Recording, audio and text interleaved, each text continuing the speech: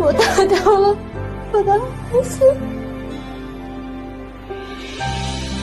我们的孩子，我们的孩子。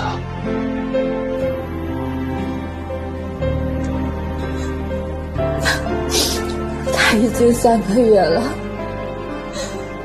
却被我打掉了。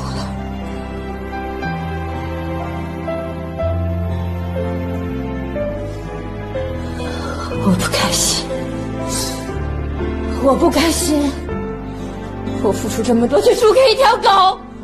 我不甘心，我不甘心，我要成功，我一定会成功的。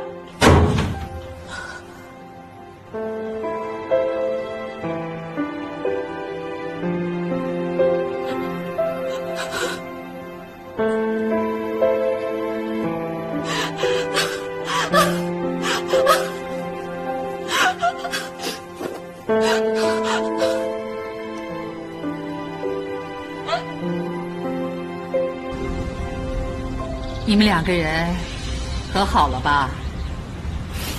奶奶，我们俩本来就没什么。还没什么。奶奶看到你们俩呀，能这么和睦相处，我就放心了。